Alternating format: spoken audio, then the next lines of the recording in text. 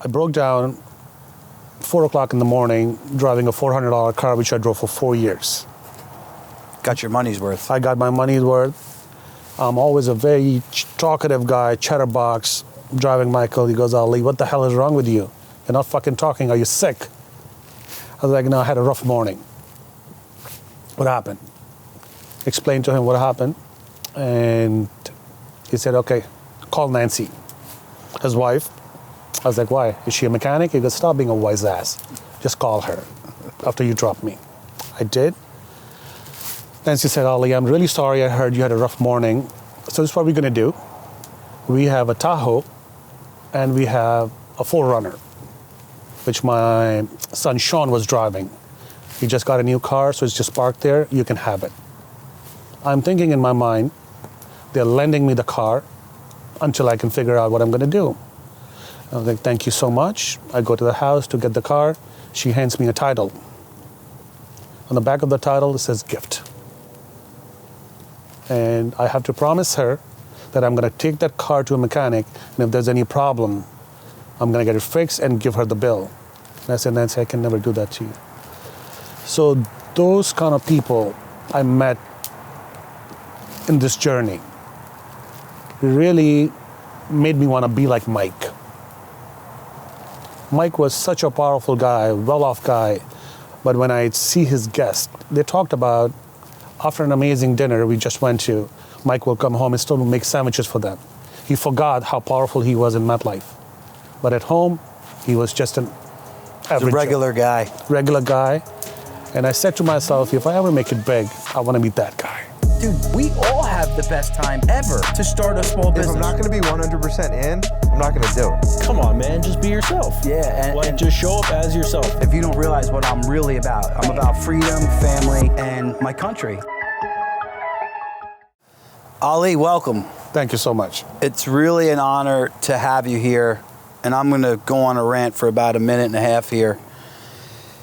This show was started and is predicated on being able to find financial freedom within the United States of America.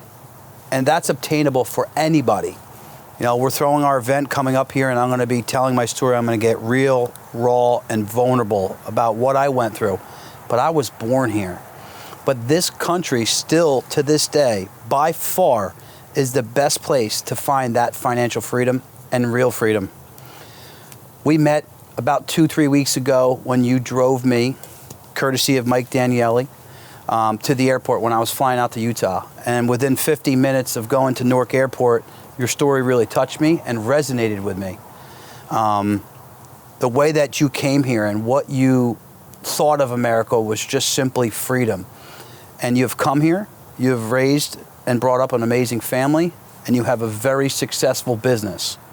So everything that this show represents, and in my opinion, and some, you embody, and that's why you're here. So thank you for coming tonight, and thank you for taking your time. I know you're a busy guy. Thanks for having me. I really appreciate that. Absolutely. So what I like to typically do is chronologically walk through someone's life. And this is something I want to put an emphasis on. You were born in Pakistan, correct? And you were in Pakistan until what age? 19. 19 years old. 19. How was that life growing up in Pakistan? And again, I want you to talk about it through the lens of being here now for 30 years and knowing that life of a 1-year-old to a 19-year-old lives in America versus what you experienced over in Pakistan 30 years ago. Very simple differential. Life is privileged in America. I lived in, I won't call it Section 8 housing, affordable income housing. So we got fireworks going on over here. Hey, talk about freedom. They're talking about welcoming me. This is my neighbor over here. He's like the guy from Toy Story next door that blows up all the toys. There you go. I got to tame like a 40-year-old. So even the poor part of America was better than the life I've seen. So life was just simply amazing from day one. And what I love about this country is you're free to practice your freedom. So the first thing I do when I'm in New York, I go to the mall, get my ear pierced for $20. Just because I can. That was something that you did once you got here. Correct. Because you wanted to be able to show that you were free to do whatever you wanted to do. Correct. Now, in your Muslim faith, back home in Pakistan, are you able to, as a male, pierce your ear? Nowadays you can. Back then you couldn't. Back then you couldn't because it was odd. But I came here from Saudi Arabia. Very strict and very conservative culture where you cannot do a lot of things. So I come here and all of a sudden I see you don't have to be rich. You don't have to have a lot of money.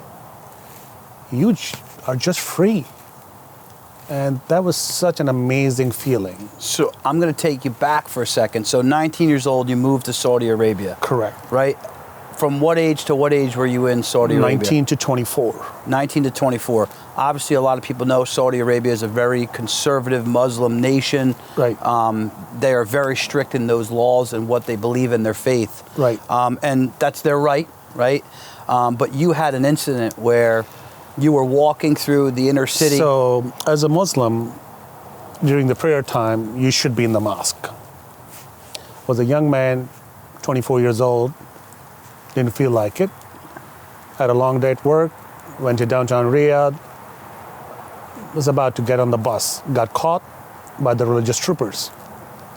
And next thing I know, they took me to downtown, their headquarters, and they ended up shaving my head because I had long hair. That was such a traumatic incident.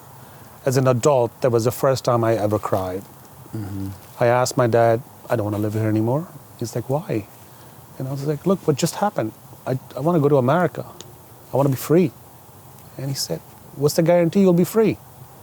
He was fearful that I will never come back. I will lose connection with the family. That was his fear. But I insisted enough, he allowed me. I come to America. So hold on, I got to stop real quick. So at 24 years old, your dad handed you a blanket, just said, you don't know where you're sleeping, here's something to keep you warm. So that was the craziest thing. I could not, just imagine you being 24, you are stubborn, you know everything while you don't. I was no different. I got the visa, I'm excited coming to America. It's just a dream for a young man to get to this country. Didn't have a whole lot of money. He hands me this blanket. And I was like, what am I going to do with this? He said, look, you're going to a country where you don't know where you're going to be sleeping, but at least you'll be warm. I kind of laughed, but he was my dad, so I had to listen to him. I brought that blanket. The very first night when I came to my buddy's apartment, I needed that blanket. And here I am, this July, it will be 30 years. I've been living in America proudly, and I still have that blanket. That's amazing. And I think of my dad all the time. Is your pop still alive? No, he passed away about 13 years ago. But things he did, like that gesture, I want to give it to my kids. Yeah, I think you are. And we'll get into that. Let me ask you about your pops. Was he able to see the success? Were you able to share with him, the financial freedom you were starting to obtain here? And how did he feel and look at that? 13 years ago, I was still an employee, yet he saw the happiness, the fulfillment I had when I described America, that opportunities are for everyone, no matter who you are, black, white, blue, green, didn't matter. You work hard, you make it. Mm-hmm. It was that simple. And he was astonished. I didn't speak a word of English when I arrived in USA. So I'll talk about my second job, Dunkin Donuts. I worked from 3 in the afternoon till 6 o'clock next morning. And this is where I picked up my English. Yeah, now that's when you first came here, and I want to keep you on track. So when you first came here, one of the first jobs you had taken at 24 years old was at Dunkin Donuts. No, it was actually a dollar store. Dollar store. It was my buddy, Vinny, who gave me that job. Very happy, $50 a day, 7 days a week. Just the happiest, because that $50 was making a whole lot of difference, not only in my life, my family's life. Yeah. Now, you didn't have a wife and kids at that time? No, yet, right? gosh, no. You were sending money back home. Sending money back home for my parents and my younger siblings. How did you send the money back then? Back then, I believe it was bank, if I remember correctly. You just what wired it? Wired the money. So that's what it was. And so working there for a year, after sending money back home, paying my rent, paying the phone bill, which was the biggest expense after rent. Of course. Because there was no cell phones, there were no calling cards, so AT&T was it. $1.74 a minute. Yeah, and you were calling back home. Calling back home with tax, it was like $2 a minute, and for $2 was a lot of money. Yeah. And I came from a very big family. I'm the oldest of 12. I have 11 younger siblings, mom and dad, 14 people. They all wanted to say hello to me. It was like a choo-choo train, everybody, hello, hey, hi, one after another. Wow. So what I did... Did any of your other siblings after that come over to America? Just one. Just one. So the money I made, and after sending everything, I literally was able to save $3 a week for myself. And that $3 I divided by Monday, Wednesday, and Friday. I will go to Dunkin Donuts and I will buy a 99-cent egg and cheese croissant. 9 out of 10 times, I would not have 7 cents to pay the tax for $1.07. And there was this Filipino group of people working there. They were so kind. They're like, don't worry, it's all good. I have had amazing meals in amazing steakhouses. I've gone to 5-star hotels, but I can never top the taste of that egg and cheese croissant till this day. That's crazy. So it's a thing in time that you experienced, the taste, what was going on in your life. I haven't forgotten that taste. Yeah, that's incredible. It was just so amazing. So how did you end up with a job there? Through them? So right next to this dollar store, this gentleman works there. He asked me one day, he goes, how much money do you make here? I said, $50 a day. He goes, so what is that, $250 a week? He goes, how about $375 a week? Would you like that? Like, what do I have to do? And he said, about working for Dunkin Donuts. My first question, will I be able to eat egg and cheese croissants? He said, as many as you want for free. I was like, I'm in. Yeah, done.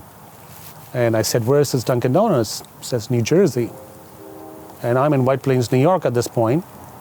I said, where's New Jersey? He goes, don't worry, we'll just ship you there. I had no idea where New Jersey was. Now, you were totally giving up what you were doing there and just saying, hey, I'm all moving. I had just was suitcase, blanket, and a couple of pair of jeans, and that's it. Didn't have any belongings in the whole year. You know, that minimalist thought process, which to you felt like you had everything because you had the freedom. You know, going back to the earring, coming into the country, just going through that traumatic event not too long ago where they shaved your head. You wanted to come here and flex that freedom for yourself. I can get my ear pierced if I want to. Honestly, have freedom. I was not aware that I will have that much freedom. Yeah, you don't know until you're here. I had no idea that how free I will be until I got here. It's almost like during COVID when they made us wear masks here, but Florida, you didn't have to wear one. Right. It was so amazing. That was a joke, that Ali. you don't have to be rich to be free. Well, that's what I wanted to get back to. You had a couple pairs of jeans, some T-shirts, your blanket that your father had given you, and you were going to another job that was going to pay you more than you currently had done. Right. And you were still so happy because you simply had that freedom. Absolutely. I love that. It was just an amazing, amazing process. When I get to Madison, New Jersey, that's where this Dunkin Donuts was. First week, I made $375. I was literally hiding the money under the blanket because I never had that extra money. Yeah, you didn't know what to do. I didn't know what to do with it. I was the happiest ever. So when I was in my first training in America was in Brooklyn, New Jersey, or Brooklyn, New York, in a dollar store before I went to White Plains, New York. When I used to go for Friday prayer, in my adult life, I have only prayed twice for myself. One, to the girl I was in love with when I was 16-year-old, to marry her. That did not happen. And second, I wanted to make $500 a week, because that was the store manager was making when I was making $250. God has fulfilled that prayer way too many times. Yeah. So till this day, I have never asked God anything, because He has blessed me way more than I deserve. So talking about your religion, and you said something that I thought was interesting before we got on here. You said, although coming from a Saudi Arabia, how conservative they are in their nation, Right. you're almost more free to practice your religion here. Can you elaborate on that a little bit more? So, just like Christianity, you have Episcopalian, you have Lutherans, Pentecostal, So there's- Baptist. Absolutely, there's different sects. So it's the same for Islam as well. There's Shiites, there's Sunnis, there's Wahhabis, different sects of Islam. But in America, one thing I learned, you are respected for who you are, not what you practice. And one thing I learned so amazing in this country, without going to any college, any institution, is just learning to coexist with each other. I'm friends with Jews, I'm friends with Catholics, I'm friends with Hindus. No boundaries. You just respect each other. Just be a good person and allow Just the being other a good to person, be free. and don't shove your beliefs on somebody else that they are the right ones. You can talk about it, you can discuss it. At the end of the day, shake hands and leave happy. Yeah. So that is so amazing about this country. I think part of the reason I was so excited to have you on is I think that there's not enough emphasis put on that in this country for the youth. And even people my age, right? I see people 40 and under that really take these type of simple things that you're discussing for granted. And at times, myself included. I'm not above any of these people. I'm in that. Right.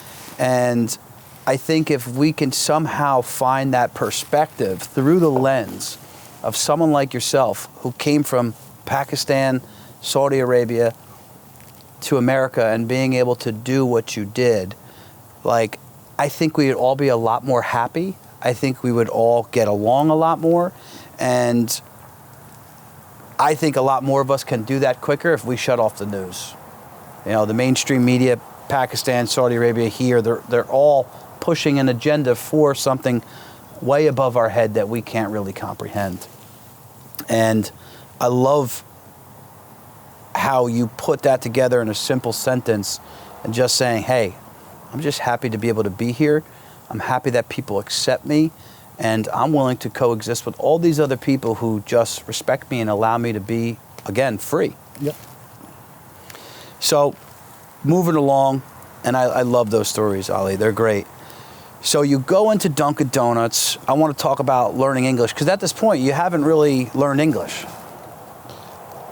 I want to tap on something which was probably the funniest ever. I'm 24. July 9th, that's when I arrived to America, in the middle of summer. My buddy takes me to Jones Beach. Concert? No, beach. My wife's family's 15 minutes from Jones Beach in Wantagh. So here I am, 24-year-old, never seen a woman in a bathing suit in my life, other than Pamela Anderson Lee on Baywatch. Yeah. They had Baywatch over in Saudi Arabia? In Pakistan, they did, Really? but it was censored. It was all blocks all over. They censored the good stuff. mid-level? Yeah. So here I am at Jones Beach, and I'm looking at these women in a bathing suit. My mouth is wide open. I'm like a kid in a candy store. It's like, wow, these are real women. They were not the finest looking women, but they were women in a bathing suit. My mouth was wide open in excitement. My buddy goes, hey, control. Because he saw the excitement on my face. And he said, just control. Look, you're good. 5 p.m. when we are done with having fun, I didn't want it to go home. And he promised me he will bring me back next weekend again. With that promise, I said, okay, let's go home. It was probably one of the best days. Yeah, just being in that beach. Just being there free, It seeing was- women free. It was beautiful. It was just simply water and just freedom.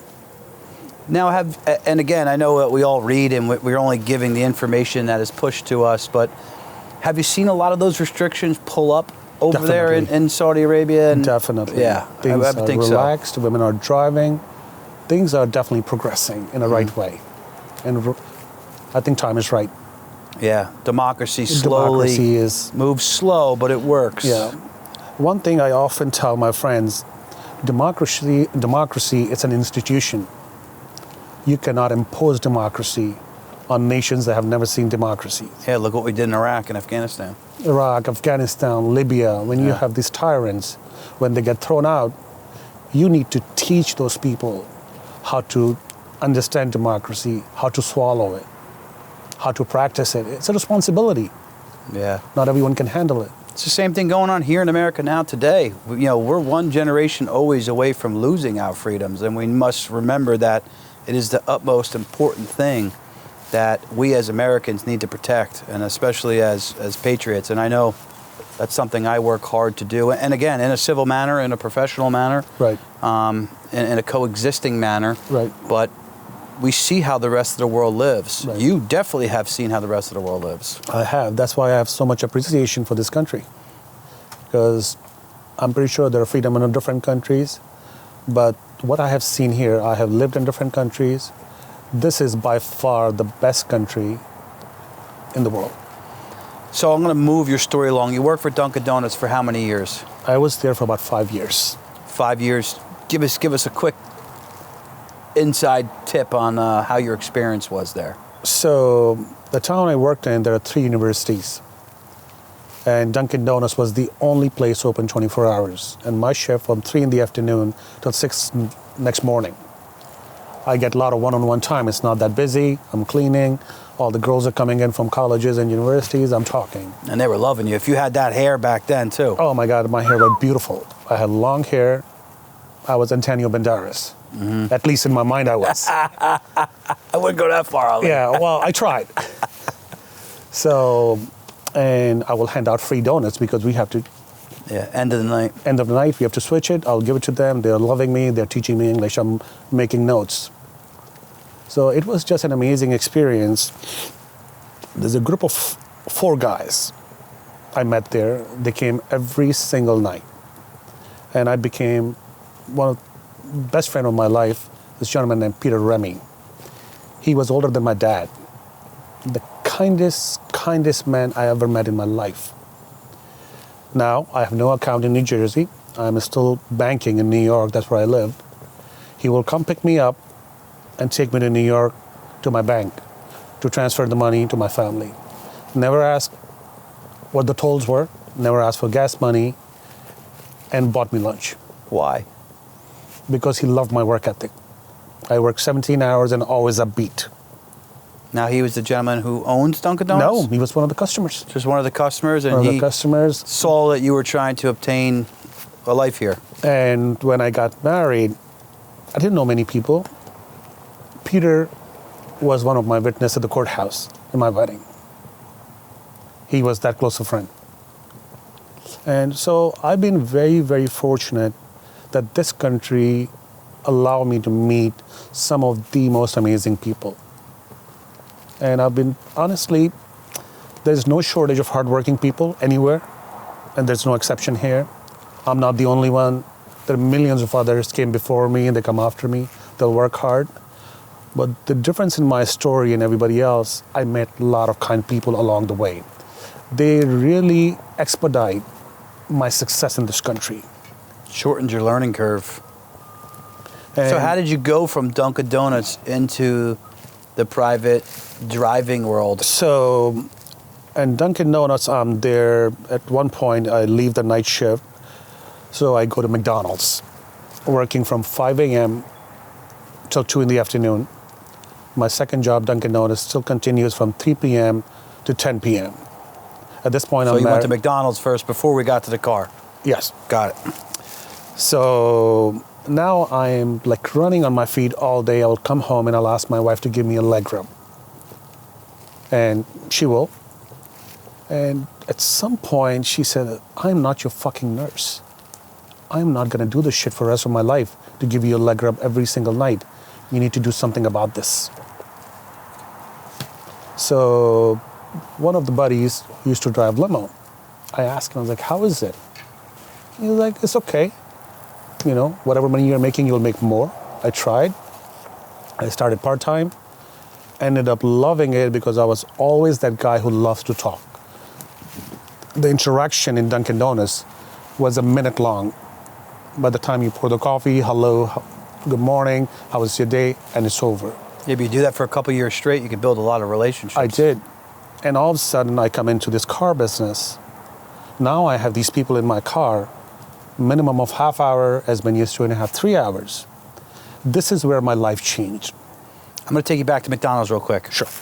So I know we talked about another brief story in the car as well as back here about when you were working those types of grueling hours. And again, for anybody who hustles like that, myself included, and I know a ton of people that watch this show that work just as hard or harder than me, burnout happens.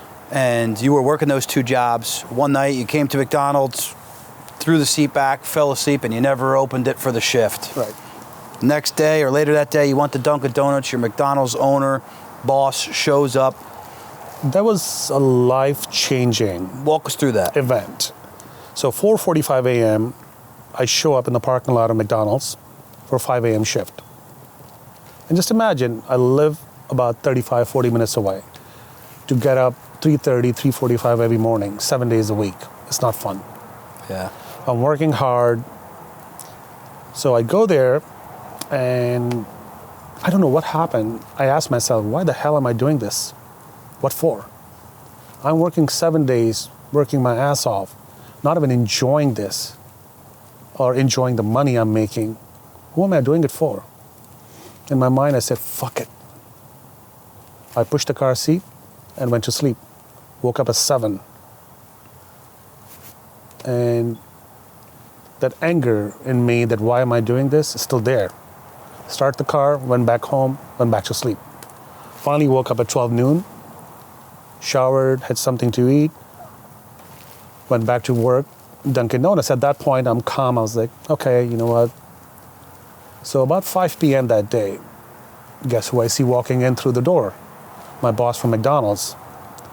And I'm going to add, this gentleman was probably the most impactful throughout my life in America. As soon as I see him walking in, I'm terrified. I'm thinking either he's going to curse, he's going to punch, or he's going to start screaming. He didn't do any of that. Instead, he said, "How are you?" And my response was, "I'm really sorry." Like, it's okay. Did you eat anything? I'm not hungry. He said, "I didn't ask you that. Did you eat anything?" It's like, "No, I'll be right back." He leaves, comes back with the dinner, and he said, "I want you to take 2 days off and come back, we'll talk." I didn't know what he meant. 2 days later, I went back. He said, "Ali, we all at some point in our life, after working so hard, we get burnt out. And that's exactly what happened to you. You are so valuable to me, I never have to check on you. You just had a bad day." He paid me for the day I did not show up.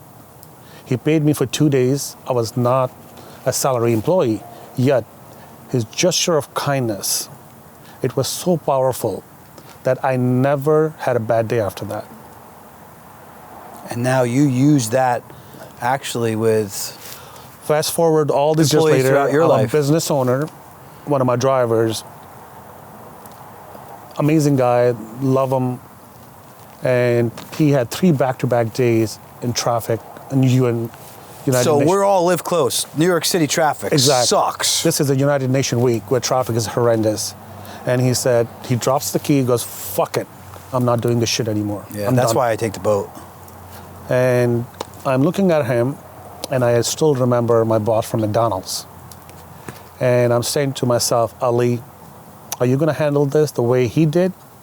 Or are you going to say, fuck you, this is the way this job is. If you cannot deal with the heat, get the hell out." I was like, "No, I'm going to do what he did." I said, "Sean, I want you to take 3 days off. This is what you make on an average day. Multiply that by 3. Take your wife out. Have a good time. We'll talk when you come back." I felt really good. Yeah. It Feels felt good to really, return really that. good. I want to fast track your life a little bit because we only got an hour. Sure. Although I feel like I could spend the whole day talking to you.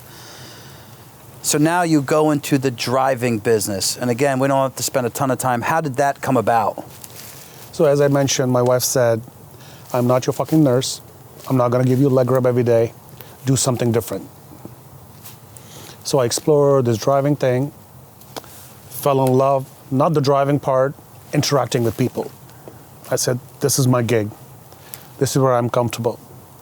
So I left both jobs and I started doing this full time, 15, 16, 17 hours a day, and loved every single minute of it. How did you get your first driving job, though, and who was it for? It was a company in Madison, New Jersey.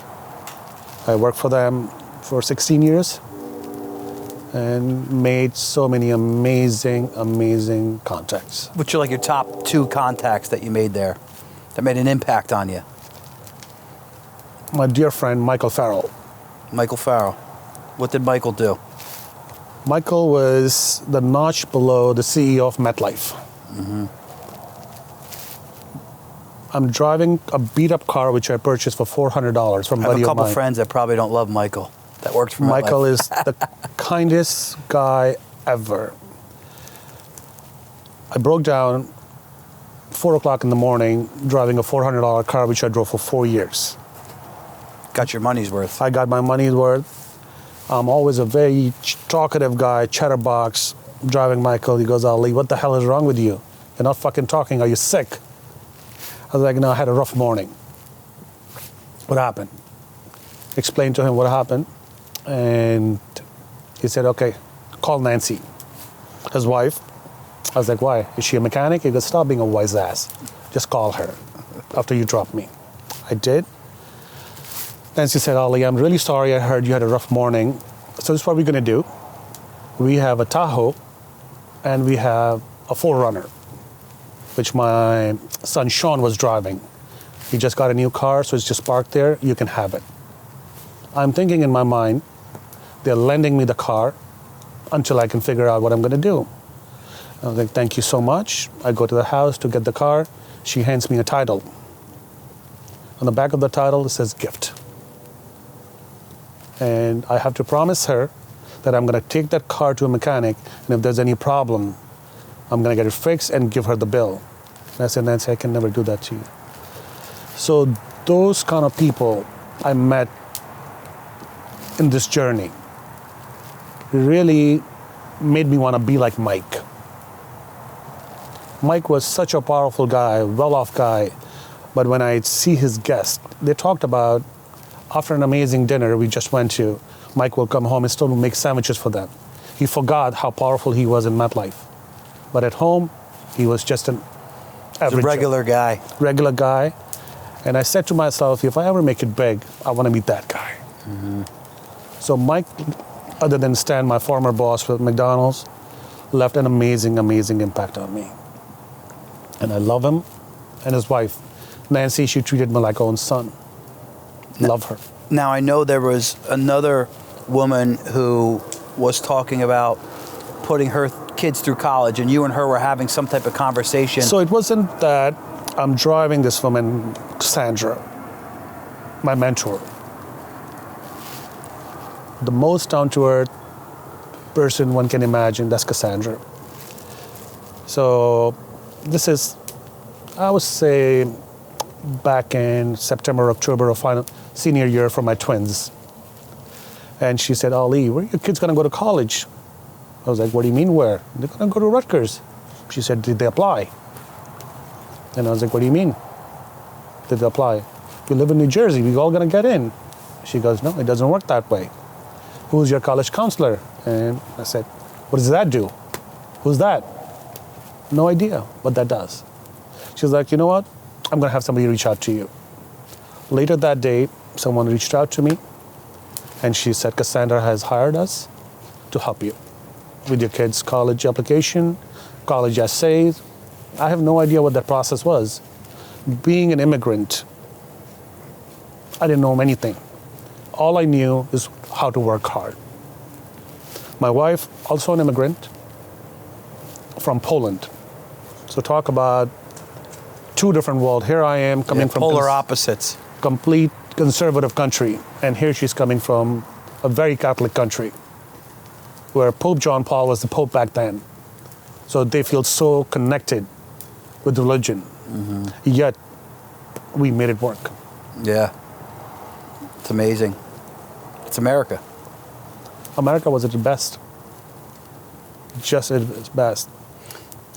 So now, 16 years, at what point did you say, I need to go start my own? Was it the kids going to college and you're going, that's a hefty bill. I thought I was getting an in-state bill for Rutgers. I have no idea what the billing was. I was not aware of anything. I didn't know how I was going to do it because I was someone who was averaging $120 to $150 a day. It was just enough for us to live. And then it just hit me. How am I going to pay for my kids' college? And being an employee all my life, the fear of going on my own, what if it doesn't work out? Then what? So that stopped me for a very long time. So my son Sebastian, at the age of 14, a very good client, Tony, I asked him for a favor if he can have an internship at his law firm. He said, Ali, he's too young. It's like, can you do me a favor? He says, you're such a hardworking guy, anything for you. So Sebastian, from the age of 14 till 17, he worked in that law firm as an intern. He saved $11,000. It's awesome. I have no assets. I'm driving Jeep Cherokee, which I sold for $5,000. Sebastian hands me $11,000 towards my first car. This is how my business, Patriot Limousine, started. So you jumped ahead because I wanted to ask Sorry. you about the name. So first off, I didn't know that at all. That's amazing. Does your son own any equity? He does not. Wow. You really became an American. You are a shark. So I'm He not, deserves at least 10%. Yeah, he does. Sebastian, I got you back. Call me. I got good attorneys. He said it on tape. Yeah. Real quick, how did you come to the name of Patriot Limousine? So my buddy Sean is sitting with the accountant, forming an LLC, and he said, Ali, we have to pick a name now. I'm sitting with the accountant. I am literally outside Lincoln Tunnel, entering New Jersey. I had few names in my head. One was my daughter's name, Abira. Then I said, you know what? I'm in America. That's not a very catchy name. Then I said, Ali's Limo. That didn't resonate really well with me. And then all of a sudden, something struck my head. I said, this country is nothing but amazing to me ever since I've been here, from day one. Why don't I call my company Patriot Limousine and being a patriot? And I said to Sean at that moment, Patriot Limousine, that's what we're going to call it. They searched the name, it was available, and that's how we came up with that name. That's And a great name. Very fitting. I was afraid though, because I had a lot of Jets fans. I was like, I don't want to piss them off. But luckily, Giants fans were a lot stronger, so it didn't matter. It's very true. Very true. They're both in New Jersey, by the way, for anybody that needs to clarify that. So you start kicking off this business. I want to talk, obviously you're driving around a lot of successful people. They're going in and out of the city, Connecticut. You're bringing them to the airport. They're being dispersed all over the country. You know, guys like number 2 at MetLife, Michael. You also have a very interesting aspect of your business that caught my eye, which was you transport organs. We recently, about 8 months ago, started that business. Talk a little bit about that. Give us a quick scenario. You don't have to give any names, any details, but of what that looks like, what type of transportation is needing, the logistics of that, and why you got into it. It is such an amazing experience just knowing that you are a part of changing someone's life.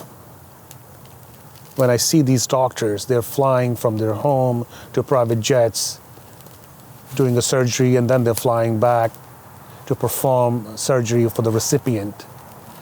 And I'm just happy that I'm a part of that. So I need to drill down a little bit further. Sure. So you gave me an example. This cardiac surgeon was flying somewhere else in the country Correct. to take care of a very tough situation. I think it was in a younger girl? Quite a few of them. Yeah, I forget exactly what it was. Anyway, So when this cardiac surgeon is taken via helicopter, or you pick him up, you take him to the PG, private jet, and he's now going to this surgery. He has the organ with him at times, correct? That's correct. Yeah, because of the time sensitivity. So my crew, my SUVs, 2 o'clock at night, because these things are never on schedule. Because normally there are 3 teams flying in, liver, kidney, and heart. They are not all arriving same time. Sometimes my guys sit there all night long, just waiting. Waiting for the surgery to happen so they can harvest the organ and fly to the city where the receiver may be. So your guys are sitting outside of this hospital where the surgery is happening. It's like, who brings that down to them? Like, how does that all happen? It's so interesting to me. In most cases, it's a nurse who's going to administer this whole process from hospital to the private jet. And she or he will fly in that private jet to the receiver's hospital. And my guys are on the other end. So my company, Patriot, been very fortunate, has grew all over the country. My affiliates, I have a part of affiliates pretty much in every single city in the country. It's amazing. So going back, I don't want to jump in front. I jumped ahead. I Sorry. apologize. So we started, as I said, with the hope to enough work for 2 cars. And within 3 months, we had a third one. 4th month, we had another car. I was just overwhelmed. So the money I borrowed from Sebastian, that $11,000, I was able to give him that money back. Did you give him interest? I did not. And what he did with that money, he asked me to take him to TD Ameritrade office. He wanted to open up his stock account. And we did. It's awesome. Yep. That's a great story. Again, I did not know that your son lent you the original money. How many cars do you have today? Currently 10. Yeah. And I have numerous affiliates all over the country. And give a little description for the people that may watch this. We have a lot of successful people that tune in, that live obviously in the tri-state area that could use your services. And I have to say, I don't just give anybody a compliment. Ali did an excellent job, picked us up in his Suburban, very smooth ride, great conversation, as you could tell, got us there on time. I fully back Ali and his service. Appreciate that. So you obviously are taking people into the city, airports. Is there anything else, specialty or niche, that you do? Kids transportation. So Ryan, this is where the relationship has kicked in so big. Let's say you have a 15-year-old daughter. You don't want to put that 15-year-old daughter in a stranger's hand. So this is when, say, Ali, is my daughter. Especially if you're wealthy or you're somebody that could be. You don't have to be wealthy. We all have one thing in common. We love our kids. We want them to be protected. Mm-hmm. And there are times we cannot be in 2 places at the same time. I happen to be very fortunate, happen to know a lot of successful people where they can afford the services. So we provide transportation for the kids. We have done numerous trips to Penn State. We have gone Trinity College, you name it, every college in tri-state area we have gone to drive somebody's granddaughter, grandson. Just peace of mind that they are protected. Yeah, they're not hopping in a random strangers' car. Yeah. Uber, which they'll probably sue me now. So it is such an amazing, amazing journey so far. So I want to talk about that. I just wanted to just share one thing, which was, it still till this day makes me cry. College essays for my twins. My son wrote a college essay about him and I playing basketball together in a backyard. When I came home, first thing I asked, how was your game today? How many points did you score? So he wrote a college essay about that relationship when we bought our first home. I put the floodlight in the backyard. When I got home at 10 o'clock at night, I woke him up, said, let's go play basketball. We'll shoot the hoop for 10, 15 minutes. And he wrote a college essay about that. And this young lady I talk about, Cassandra, she was my mentor. And she was the one who helped me through college application and all. So at the end of his college essay, he wrote that my dad is so proud of us. When he's driving those successful people, He's seeing us one day walking through those doors on the road to success. That was such a touching moment for me. Yeah, that's that amazing. I said to myself, I have already accomplished an American dream. My kids going into corporate America one day, that is my goal. Or business ownership. Like Absolutely. business ownership is real freedom Yeah. in this culture. I want to talk about freedom and you purchasing your first home, and another story you'd shared briefly. You said that you had been driving for a certain client for a good amount of time. You just purchased your first home in America. Tell that story. So I'm coming out of affordable income housing, 2-bedroom apartment. I have 3 kids at that point. My son Sebastian, his twin sister Amira, and my younger son Bassam. I call him Sam.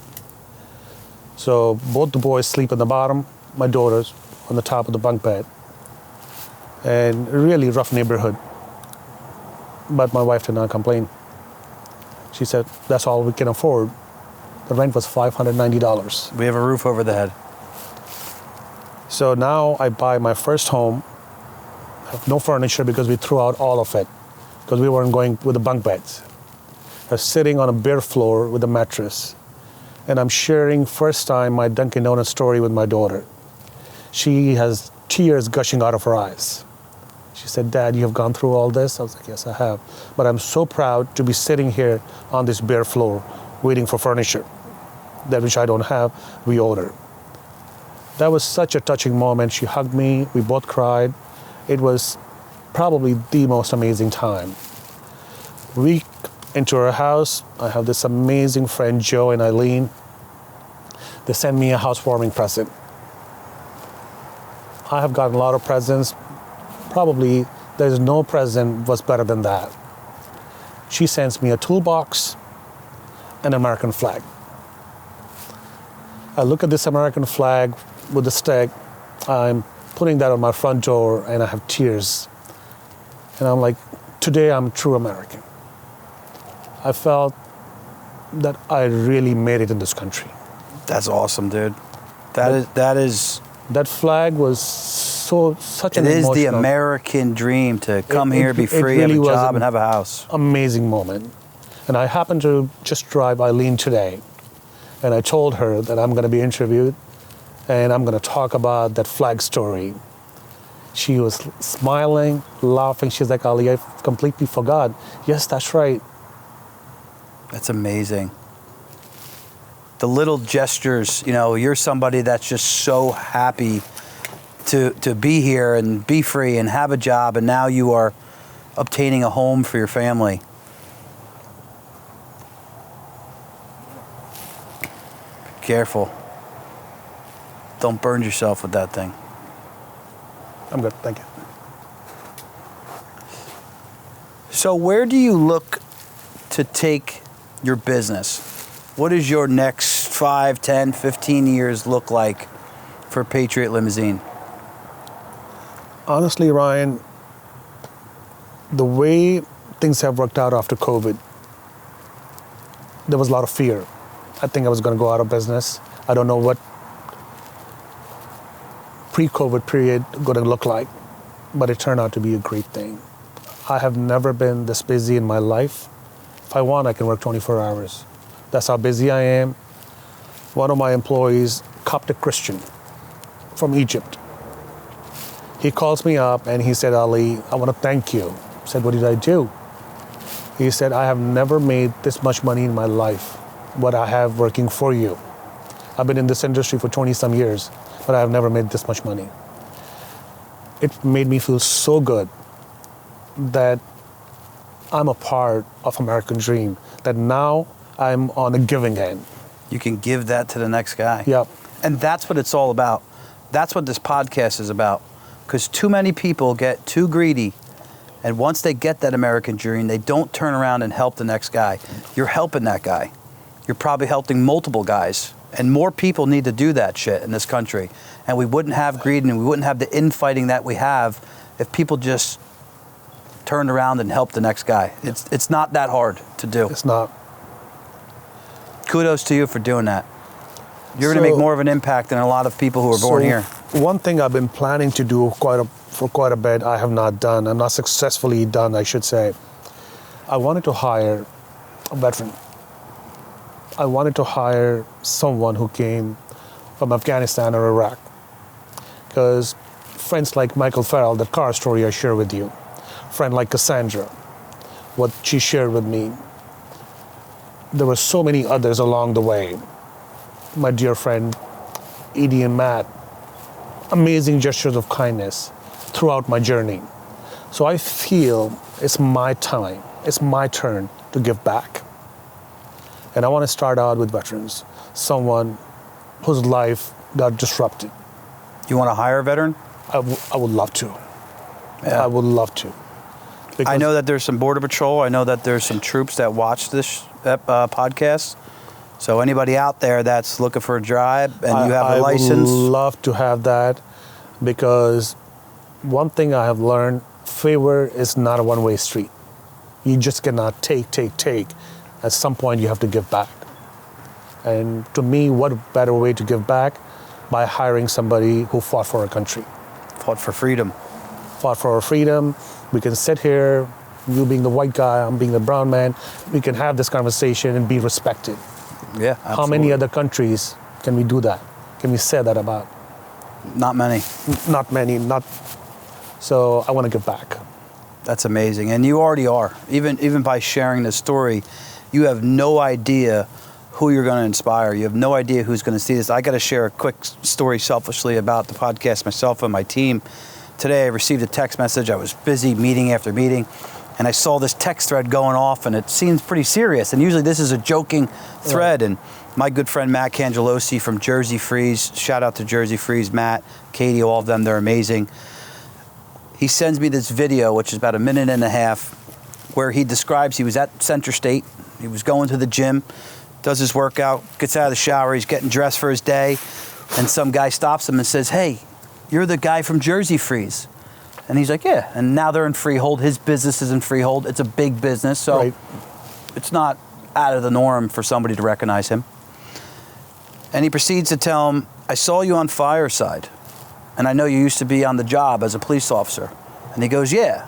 And now he's thinking to himself, like, this guy obviously saw the podcast. And he then says, I'm Border Patrol. I'm down in Texas. And I'm up here because my wife is having a baby. Right. And all of us down in my troop watch Fireside. And we love what Ryan and his team and Fireside America stands for. So you have no idea who's going to see this. You have no idea who you're going to inspire. So you're already giving back by coming and being open and telling your story, and more people need to do it. Honestly, I really want to give back, because people like Cassandra, they inspired me. I never brag about it. Learning comes in so many different ways. And one thing I have learned, money is not the only help you can give to someone. Guidance. So that experience with the college application. So what I have done, all my friends who are new in the country, came from Pakistan or India, when their kids are going through senior year of high school or junior, I'm telling them what to do, what I have learned in that process from my twins, Amira, Sebastian, and Bassam, that knowledge. So that can save them potentially hundreds of thousands of dollars. Absolutely. Although you're not giving them any money, you really are giving them sharing advice. That what avenues are available for everybody. You don't have to be rich. You just have to be empowered by knowledge. Yep. And knowledge is free. And nobody can take it away from you. Listen, again, this podcast is about giving back the knowledge. Knowledge is so powerful, and it's up to the other person on the other end, your friends on the other end, to take it and run with it. So starting to wind this down, Ali, I like to ask. I don't want to forget one person who I promised that I'm going to mention. That's my love of my life, my 10-year-old daughter. All right. Surprise baby. The most beautiful gift I have today. I live for her. I'll do anything. She said to me, "Dad, make sure you mention my name." So it's obvious that she's your favorite. No doubt. No doubt. So, And winding. she said to mention that she's pretty. And I was like, you're not pretty, you're gorgeous. Good answer. Good reply. Yeah. I like to ask a couple questions Sure. towards the end. Two specific ones.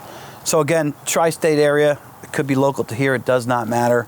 But another business owner that you want to give some credit to, or you want to speak highly of, or you like to follow in their footsteps of how they run their business, give us one or two. Tough one. There's so many businesses. When I look at franchises like Jersey Mike, simple concept. Everybody was selling sandwiches. What this guy have done all over country, It's amazing. All over the world. all over the world. Yeah, I think he's out of the U.S. now too. Exactly. So, And he's right down the street. The first Jersey Mike's ever right. was right here down Bay Ave on Bridge. Literally the first Jersey Mike's ever. And, I think the second or third was this one right up on Route 35. Yeah. So it's just, the whole concept of somebody having the courage and power and not being afraid to start something. Fear is something would stop me for a very long time.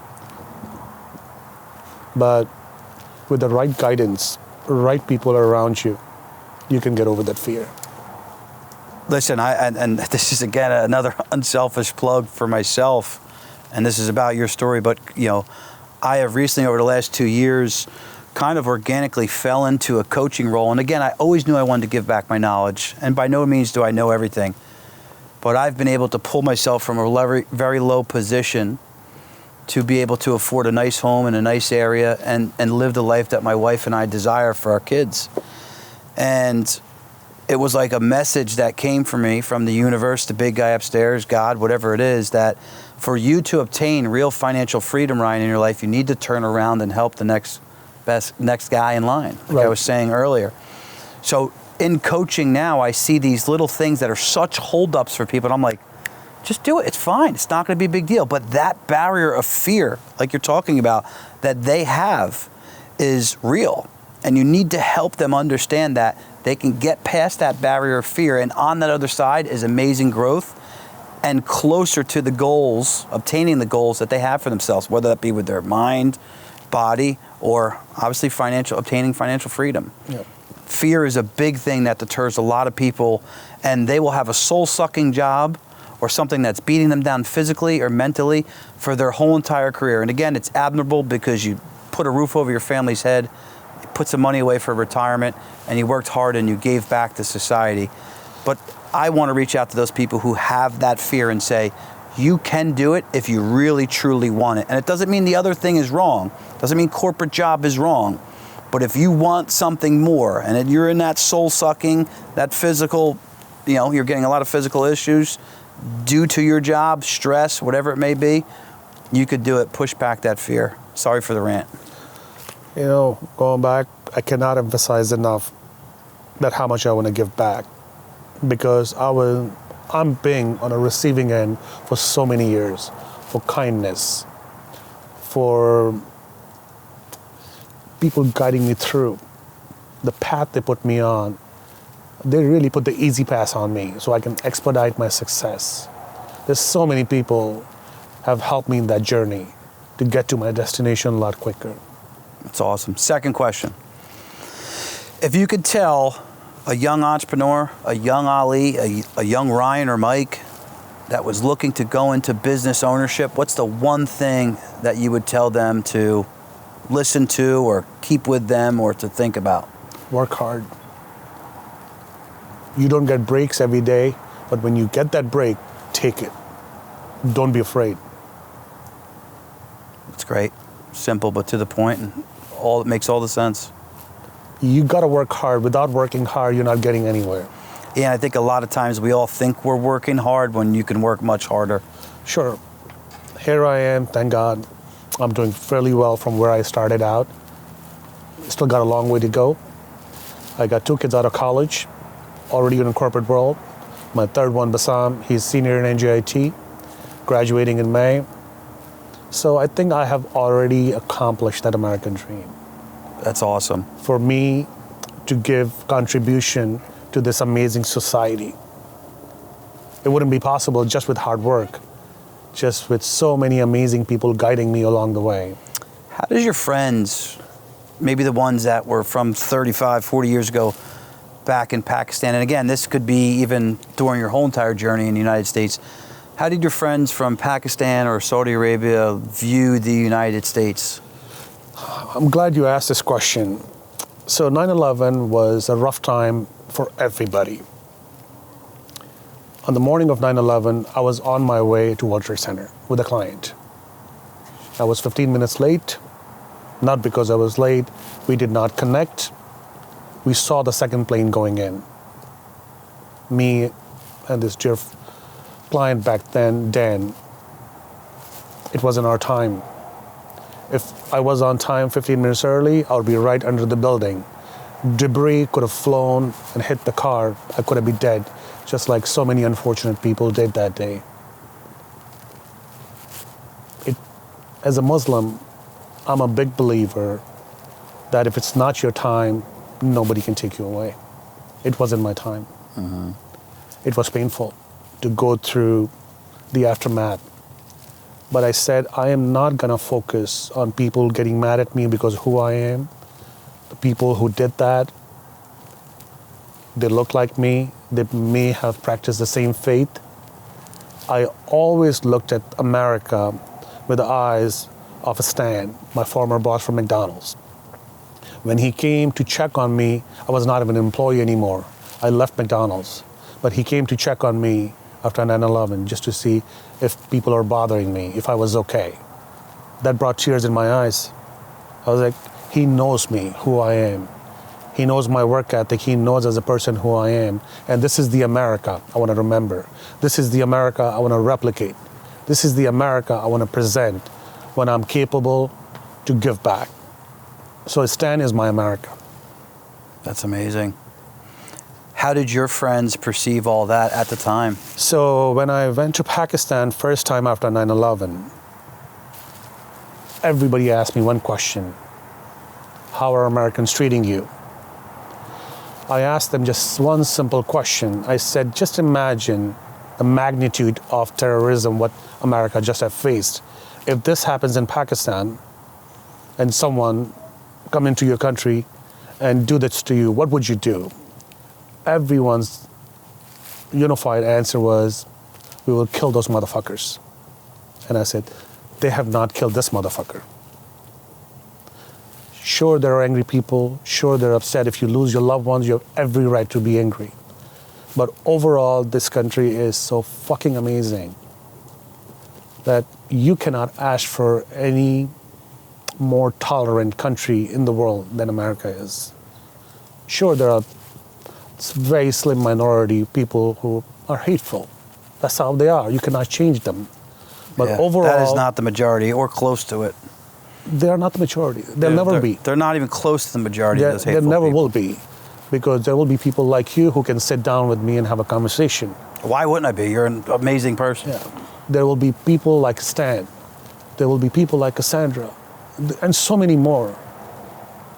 So I just never look at the negatives. I always look at the positive, that what impact these people have made in my life, and I want to carry forward, and I want to give it back to the future immigrants.